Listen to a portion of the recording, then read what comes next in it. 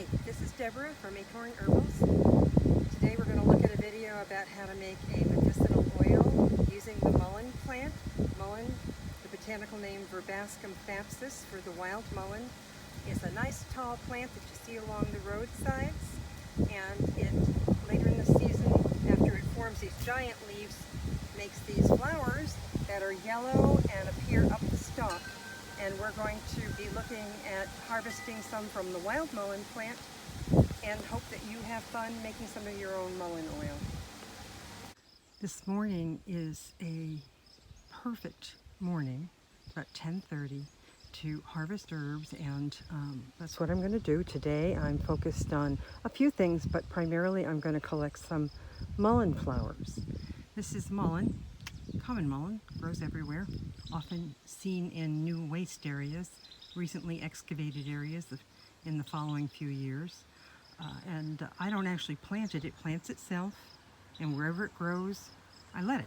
And this year I am blessed with a large amount of mullein, which is fortuitous given the COVID-19 situation. Mullein is one of the many herbs that can be used to help relieve symptoms involved in COVID-19.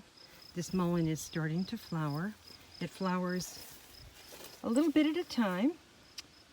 The flowers poke out here and there, and I'm going to gather just the flower part this morning so that I can make a mullein flower oil. I will use extra virgin olive oil with these flowers, and I will only gather a small amount. I have made the mistake in the past of taking too much. The oil has a variety of uses, but primarily I'm getting it in the event that somebody has pain in their ear, a potential ear infection. Mullein oil, a drop or so in the ear, has a long history actually of relieving the pain, and in many cases relieving the pain enough for the body to take care of the infection on its own. So my plan here, gosh, it's just everywhere in here. Loving it. So all I'm interested in are these flowers.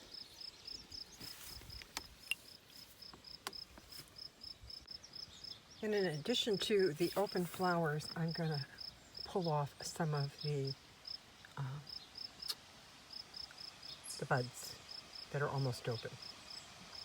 So I'll get a little of both. And I'm probably going to pick about a cup's worth, and that will result in something around a cup of the oil when I'm all done with it. I'm going to do a little picking and I'll get back to you.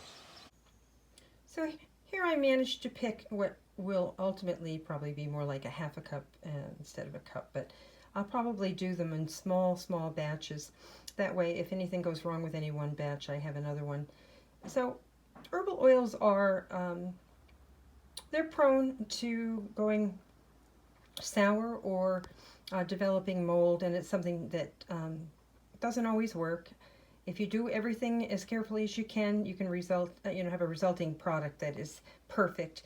The ideal thing is to make small amounts and use them up within a year, or discard them if you discover something has gone wrong. But if you don't make really large batches, then if something does go wrong, you don't have a great loss.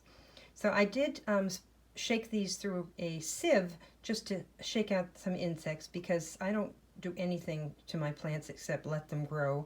I share them with Mother Nature. Consequently, there are inevitably a few insects. In fact, I see something crawling in the video right now, so I have to do another shake. But once that happens, I'm going to leave them on the paper towel for a few hours to wilt, which means basically evaporating off some of the water, because water is the enemy of oils and in general encourage the growth of molds and whatnot. So right now I'm going to try to just let them sit for a little bit, and then when the time comes, I'll be back and show you how I turn it into an oil. Oh look, there's a number of crawly things. So we're going to shake this through the sieve again. All right, these are the flowers I gathered this morning. It's really only about a half a cup, and this is a cup canning jar. And the jar doesn't matter as long as it's clean. Some people really like to go whole hog on sterilizing. You can do that. You can do it either by sterilizing it in the dishwasher, or if you want to go to town on it, you could boil it. Or you could just wipe it down with rubbing alcohol and let it air out to the point where the alcohol is completely gone and it's dry. In this case, I just washed these thoroughly. I feel pretty good about this being safe for my purposes. This is not quite as many flowers as I would like, but I wanted to demonstrate, and I'll probably add some more flowers to this before all is said and done. This is extra virgin olive oil. I'm going to add that. And ideally, I'm going to want this filled up completely, so there's almost no airspace in it. But I'm leaving a little room because I am going to put a little bit more flour in this later, if I can find some more flowers, or tomorrow. And then when it's done, it'll be mostly filled to the very top with olive oil and flowers. And then it's prepared to sit for 2 to 4 weeks in a very warm place. Now, some of my sources and my teachers like to see this sitting in a sunny window and being at least 90 to 110 degrees. My house, I don't keep it that hot, so I am contemplating using the upstairs of my garage, which is quite warm in the summer, to do some of my oils. We'll see. More on that later. So in the meantime, this is ready to temporarily have the cap put on, and I will add some more flowers and some more oil either tonight or tomorrow. These flowers did sit for 3 or 4 hours to evaporate some of the moisture out of them. Some people don't do that either. More later. All right, final steps of making a mullein flower oil.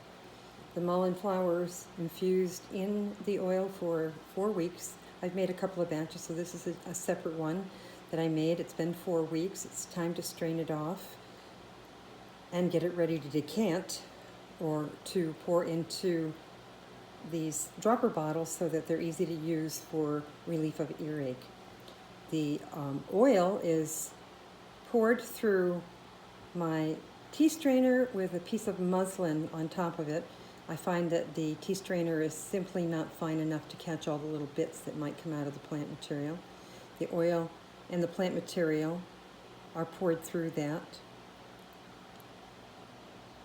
strained into my glass measuring cup. I love these glass measuring cups. They make everything extremely easy to do and easy to clean, and I can also see how much of the oil I've gotten out after I'm done. If this were dried plant material, I might squeeze the muslin to get every little bit of oil out of it, but because the muslin flowers were used fresh, even though they were wilted and evaporated a little, they still may contain some moisture, and I don't want any moisture in this oil. Moisture can cause rancidity and mold that we do not want in any of these oils. I'm not going to squeeze it. I'll set that aside. And my resulting oil I'm going to put in my dropper jar through my stainless steel funnel. I love these. They're easy to clean, easy to use, easy to sterilize. You could use other materials, but I just love stainless steel. I've seen some neat glass ones, but I break things, so that wouldn't work for me.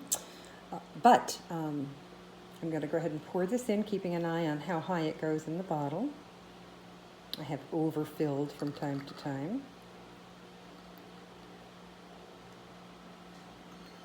And then I'll add my dropper.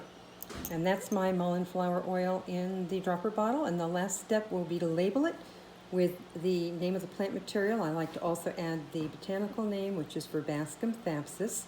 And then I will also put the date that I decanted it and any other information that I think is important. And then after 1 year, this will be tossed whether it got used or not, because these herbal oils have no preservatives and they do have a limited shelf life. But if anybody gets an earache, particularly a young child, we might try this first before we assume that it's something that requires a physician. Even physicians these days are cautioning against the use of antibiotics with ear infections, since most of them are viral and antibiotics don't help with viral infections. But it's very difficult when a child is in a lot of pain not to deal with it. A drop or two of this oil can make a difference for children. I've seen it work. Long history of use in lots of places. So that's the whole process, and if there's any questions, I will check comments. And if you enjoy this, make your own. And I certainly will look at comments and address any further questions that people might have. Have fun using your weeds. Bye.